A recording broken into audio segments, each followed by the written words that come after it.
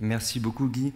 Si j'ai bien compris, donc j'ai 20 minutes pour vous présenter la filière de collecte et recyclage des piles et des batteries portables qui existe depuis plus de 20 ans. Et vous allez me dire que c'est pas possible, il n'y a pas assez de temps, on va faire quand même. Si. En plus, je ferai des focus spécifiques sur le sujet lithium, puisque c'est le sujet du jour aujourd'hui.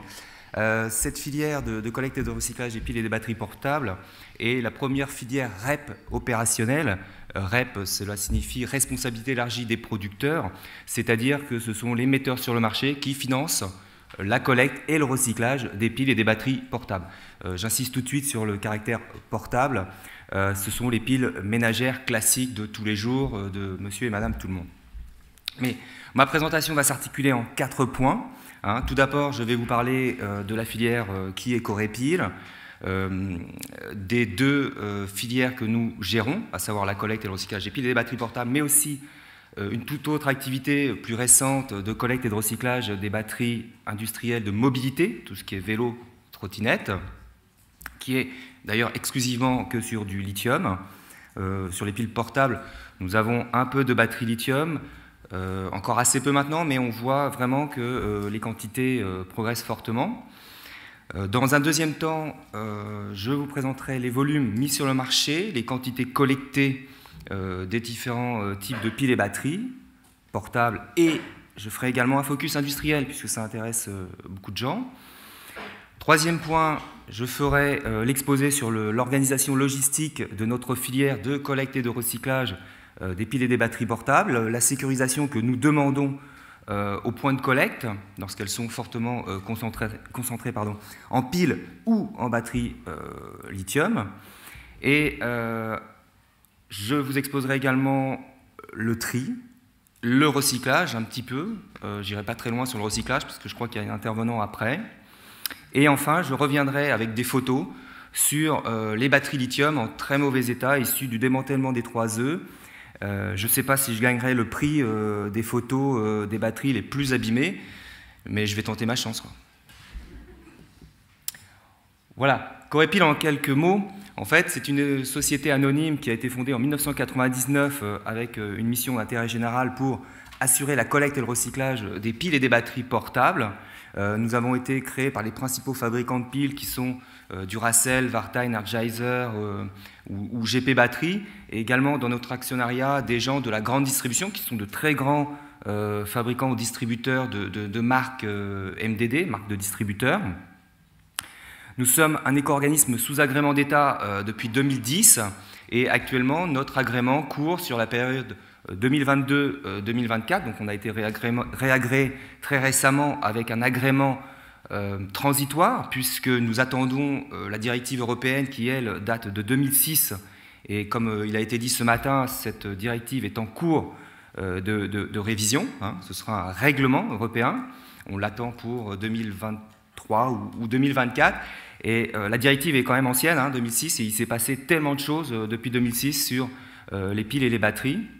Donc il y a beaucoup de mises à jour à faire sur ce règlement. Corepil est l'éco-organisme numéro 1 en France. Il y a un deuxième éco-organisme aujourd'hui qui assure également, qui a la même mission et qui a le même agrément que Corepil. Et nous sommes la filière numéro 3 en Europe en volume collecté. Je vous donne les chiffres tout à l'heure. Corepil, c'est une structure très courte, seulement 8 salariés permanents, basés à Paris. Donc on est une organisation logistique, on assure on est donneur d'ordre finalement, et il y a quelques années, nous avions fait une étude pour connaître le nombre d'équivalents temps plein dans la filière, et il y a 4 ans, je crois que cette étude donnait un chiffre de 280 équivalents temps plein, et je suis sûr que si on refaisait aujourd'hui cette étude, on est à plus de 300 sans aucun problème, puisque les chiffres sont en très forte progression. Alors, Corepil, c'est 2 filières opérationnelles. Une filière qui est sous agrément d'État, qui est la filière des piles et des batteries portables, qui est avec aujourd'hui 1200 adhérents qui nous font confiance et qui nous déclarent 24 000 tonnes de piles et batteries portables.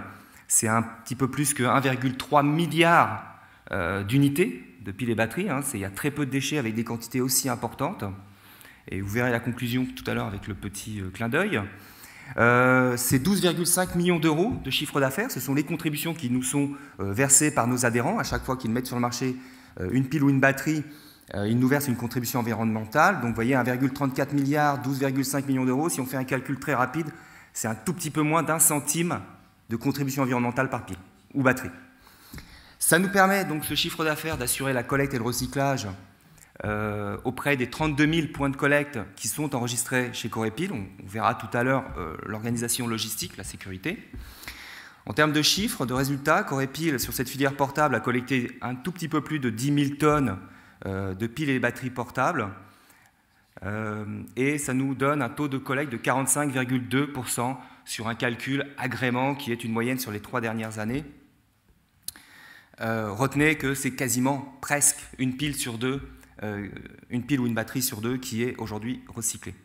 La deuxième filière opérationnelle de l'éco-organisme Corepil, qui est un peu plus récente, hein, on l'a démarré il y a 5 ans, c'est une filière volontaire de collecte et de recyclage des batteries de mobilité. Donc tout ce qui est vélo, trottinette, EDPM, engin de déplacement personnel motorisé. Donc c'est une filière un petit peu plus petite, mais qui est en très très forte croissance. Aujourd'hui, nous avons 120 adhérents qui adhèrent et qui nous déclarent 2000 tonnes de piles et batteries de mobilité, un chiffre d'affaires de 2 millions d'euros qui nous permet, pareil, c'est calqué sur le même principe, hein, d'assurer la collecte auprès des magasins points de vente, des revendeurs vélos, des services de réparation, des déchetteries également. Et on est sur une collecte un peu plus faible, hein, 125 tonnes, avec un taux de collecte d'environ 10%, qui s'explique, taux de collecte relativement faible aujourd'hui, mais qui s'explique par le fait qu'on est sur des phases de mise sur le marché en forte progression dans la mobilité et on ne collecte pas ce qui se met sur le marché les années précédentes. Hein. Il faut un décalage, il y a un décalage dans le temps d'environ 5 à 7 ans. Alors, justement, ce décalage de 5 à 7 ans, vous voyez, ici, je vais vous présenter les chiffres de mise sur le marché des piles et des batteries en France. Ce sont les volumes France. Les données proviennent du registre ADEME qui est publié tous les ans. Et j'ai pris comme référentiel l'année 2015, puisque je vous dis justement les piles et batteries ont une durée de vie moyenne, alors moyenne, hein, entre 6 et 7 ans, ça dépend des chimies, ça dépend des applications. Mais vous voyez, donc, sur la partie portable, il y a 5 ans, le marché était à 31 000 tonnes, et aujourd'hui on est à pratiquement 38 000 tonnes. Donc c'est plus 20% de croissance en 6 ans, et cette croissance, elle est principalement liée à la forte augmentation des mises sur le marché des batteries lithium, des accumulateurs lithium, et également sur la famille des piles boutons. Donc on voit arriver quand même une très forte miniaturisation des produits. Alors ça, j'en le dirai après. Pardon. Sur les piles et batteries industrielles, donc là tout ce qui est voiture électrique, mobilité et autres applications industrielles, vous voyez, la mise sur le marché a été multipliée par 3, donc puisqu'on est passé de 54 000 tonnes à 151 000 tonnes de piles et batteries industrielles mises sur le marché. Alors si on fait un focus sur les batteries lithium, puisque c'est quand même un sujet très important aujourd'hui, donc sur la filière portable, il se met aujourd'hui 11 156 tonnes en France de batteries lithium, pardon, alors c'est toutes batteries lithium confondues, hein, par rapport à 2015, pardon, où il s'en mettait moitié moins, puisqu'on était à 5 769. Ça ne surprend personne, puisque beaucoup de technologies, beaucoup d'appareils passent aujourd'hui en batterie lithium.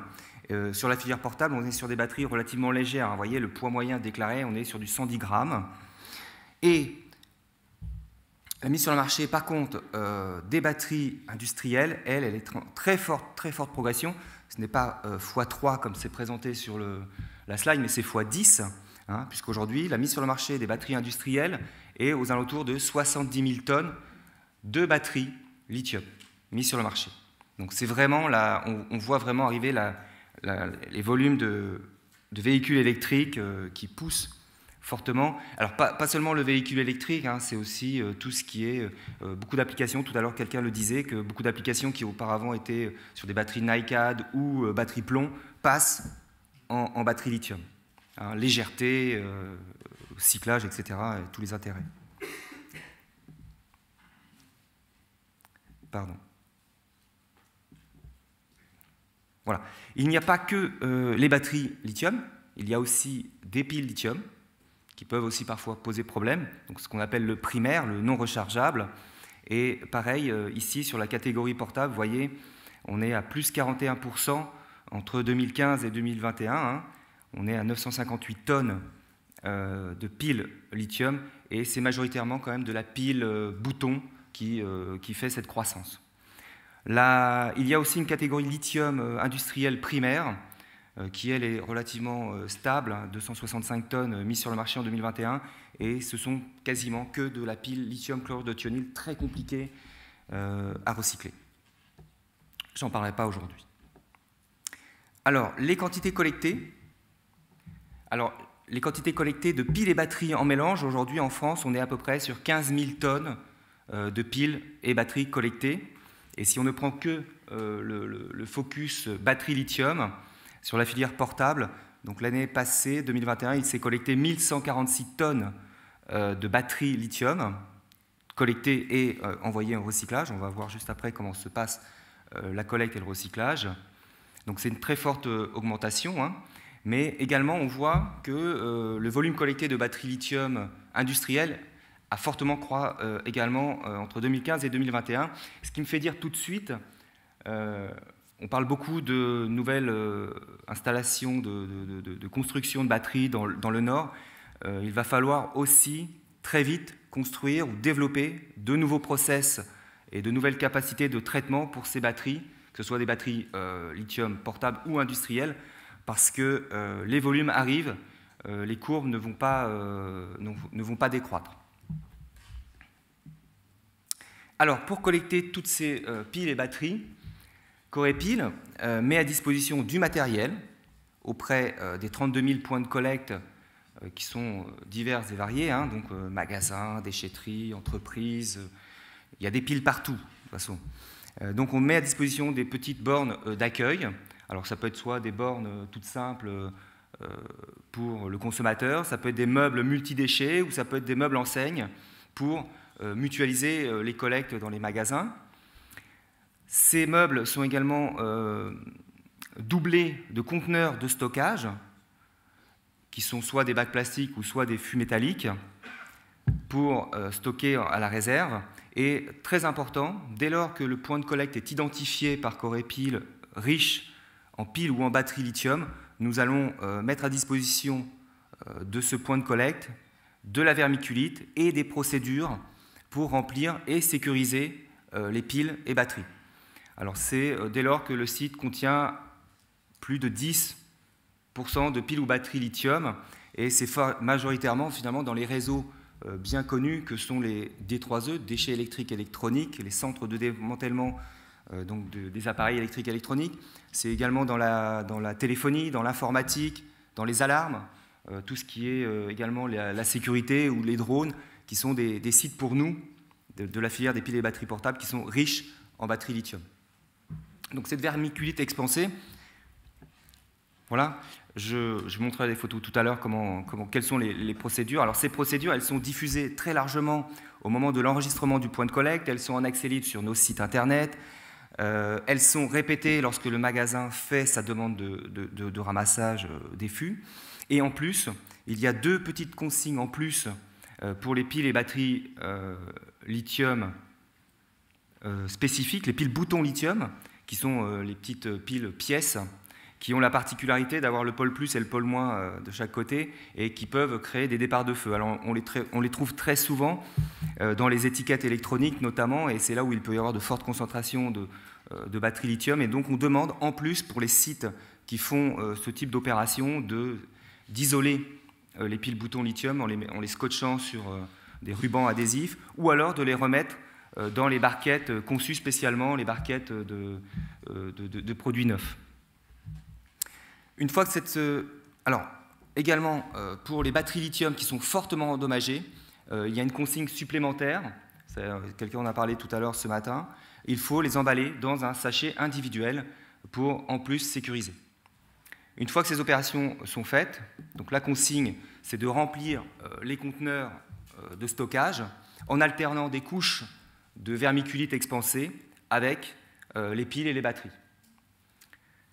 Et c'est très important, cette consigne, il faut bien la respecter, il ne faut pas que les batteries soient fortement endommagées, mais on a on a réalisé des emballements thermiques avec l'INERIS il y a 4 ans pour vérifier que cette procédure de remplissage des fûts permettait une très bonne sécurité sur les sites. Et notamment le fait qu'il n'y ait pas d'oxygène à l'intérieur des fûts fait que s'il y a un départ de feu à l'intérieur, ce sera vraiment très, très limité.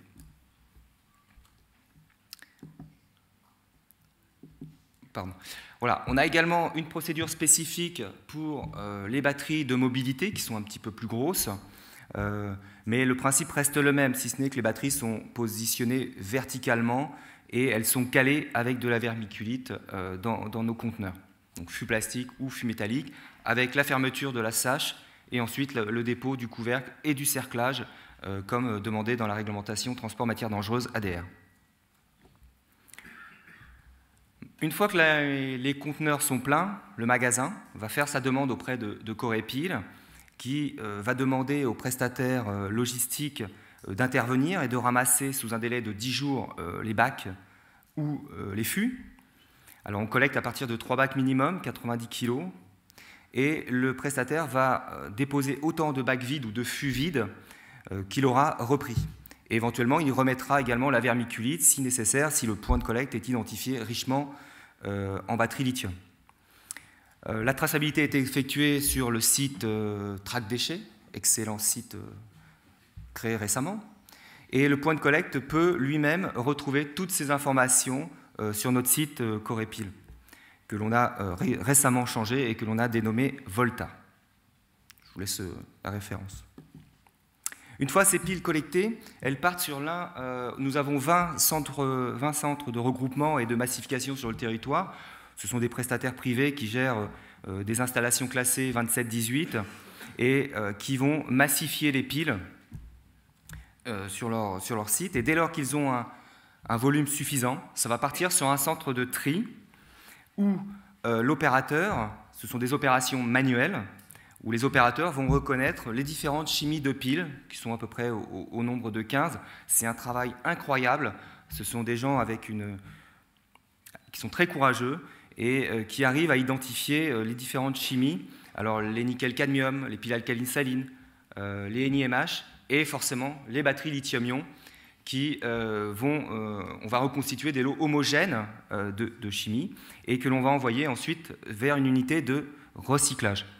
Alors, je ne vais pas beaucoup parler des techniques de recyclage, elles sont au nombre de 2.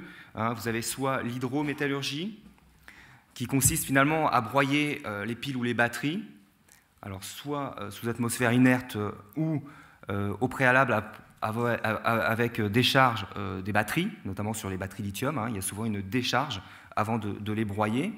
On va séparer la carcasse métallique ou plastique, et puis on va attaquer chimiquement les poudres contenues dans les piles ou les batteries pour les mettre en solution, les précipiter et récupérer les différents métaux contenus dans les piles ou les batteries. La deuxième voie de recyclage, c'est la pyrométallurgie, qui là, ça consiste en fait à mettre directement les piles ou les batteries dans des installations de métallurgie classique, soit de la scierie ou de la fabrication de fontes. C'est très simple à comprendre, en fait. Les piles alcalines salines, c'est du fer, du zinc, du manganèse. La fonte, c'est du fer, du manganèse. Donc les piles se recyclent très très bien. On est sur des taux de recyclage moyens. Si on prend le plus faible taux de recyclage est autour de 55%, jusqu'à plus de 90%, et le taux de recyclage moyen de notre filière est de 78%.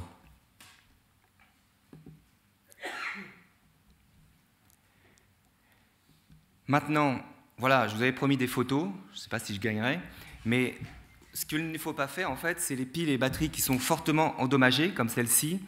Il ne faut surtout pas les remettre à la filière, puisque c'est mettre en péril, finalement, toute la logistique, que ce soit le transport, l'opérateur de tri, ou même jusqu'au recyclage, on a vu. Donc, ce qui est très important, c'est que ces batteries-là, quand on a des batteries comme ça, il faut d'abord les sécuriser, les décharger si c'est possible, les mettre dans un grand volume d'eau et ensuite les remettre à la filière le plus rapidement possible. Mais encore une fois, le maître mot, c'est la sécurité. Et on est très dépendant des sites de démantèlement de déchets électriques et électroniques, puisque ces photos ont été prises sur des sites comme ça, et c'est là où les batteries souffrent le plus. Dans la filière de collecte et de recyclage des piles et des batteries portables, nous avons très peu d'accidents, très peu, puisque les batteries sont intègres, et on est sur de la batterie non détériorée. Donc les sites de démantèlement des 3E, malheureusement, sont obligés parfois à passer par des étapes comme ça, assez violentes, pour sortir les piles ou les batteries dans les appareils. Et on a participé, on a lancé les premières assises des départs de feu sur les sites de démantèlement des 3E en juin dernier. Et je sais qu'un intervenant d'écosystème va parler prochainement de ces assises sur la prévention des risques incendies dans la filière des 3E. Et je vais déflorer un peu son intervention, mais il y aura les deuxièmes assises l'année prochaine en juin. Voilà, donc ce qui est très important, c'est qu'il faut vraiment que les piles et les batteries soient intègres et qu'elles soient remises le plus rapidement possible à la filière de collecte et de recyclage des piles. Les piles et batteries, c'est l'un des déchets les plus diffus et les plus, en quantité les plus importants. Et c'est un vrai travail de fourmi d'organiser la logistique, la collecte et du recyclage de ces piles. Et c'est pourquoi la mascotte de l'éco-organisme Corépile, c'est une petite fourmi. Et vous voyez, depuis 5 ans, on l'a même mis sur le vélo électrique. Merci à vous.